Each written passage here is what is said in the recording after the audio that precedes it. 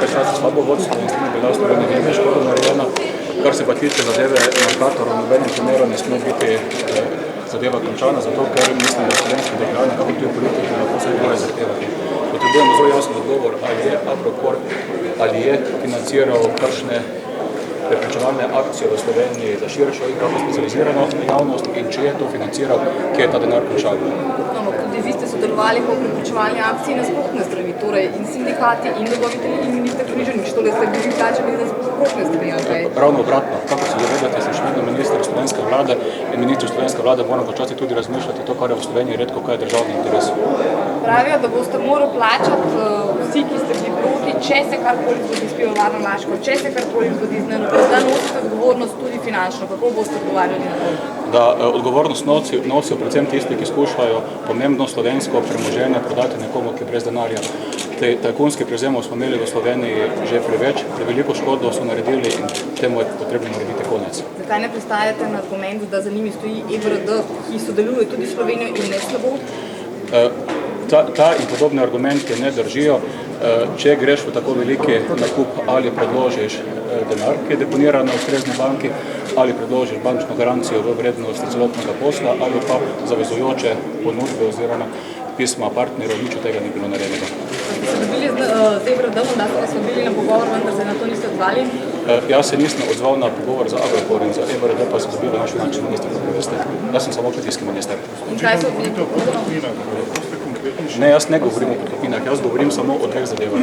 Prvič sprašujem, ali je Agrokor financiral slovensko javnost s namenom preprečevanja slovenske javnosti, to jaz sprašujem, tudi potem, če je slučajno odgovor, jaz sprašujem, kaj ta denar končal. Tisto, kar pa sem tudi podaril v prejšnjih dneh, je pa naslednje. Agencija, ki skrbi za državno premoženje, je prejšnji teden zelo jasno vprašala obe banki, ali se upošteva protikorupcijska zakonodaja. O tem govorim.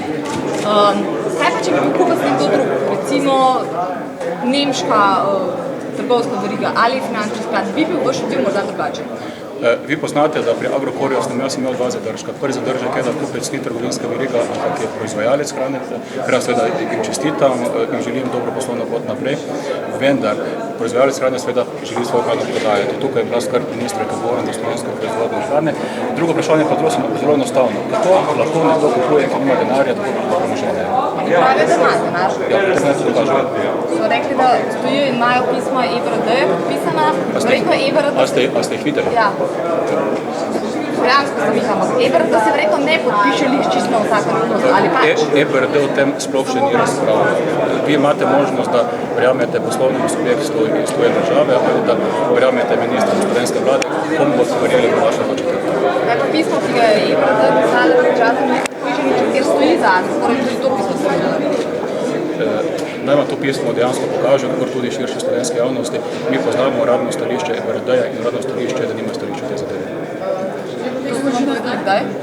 Poglejte, dosti več odgovorov boste dobili, če boste o EBRD-ju vprašali ministra, ki je odgovoren za finance, to je finančnega ministra. Jaz pa še enkrat potrdim trditev, ki jo trdim že več čas, in to je, da imamo kupca, ki je brez denarja. Kako se dokaže, da z denarjem sem povedal? In še enkrat dovolite, da vam povem, mi smo v Sloveniji prevzemov podjetij brez lastnega denarja imeli še veliko. Ti prevzemi so se končali slabo, ne samo za podjetje, ampak predvsem za poslovanje, s tem tudi za državo in temu je potrebno narediti konec. Boste to reševali NLB zdaj z novo dokapitalizacijo, ki bo morala biti bistveno višja od 400 milijonov, pravijo poznavalci? Jaz vas ravno obratno vprašam. Če slovenska banka prodaja veliko premoženje nekomu, ki nima denarja in zraven potem da rok eno leto, da poskuša poiskati denar, v tem času pa lahko slovenski gospodarsko družbo tudi uniči, a se vam to zdi primerna pot? Ampak a ste se s kom govorili, da so vam vse to povedali in da zagotovo ste lahko trdite, brez špekulacije, čez 5 let Mercatorja ne bo, 130 tisoč ljudi bo na cesti. To je dejstvo. Kje dokaz, da bo tako? Dejstvo je ravno obratno. Dejstvo je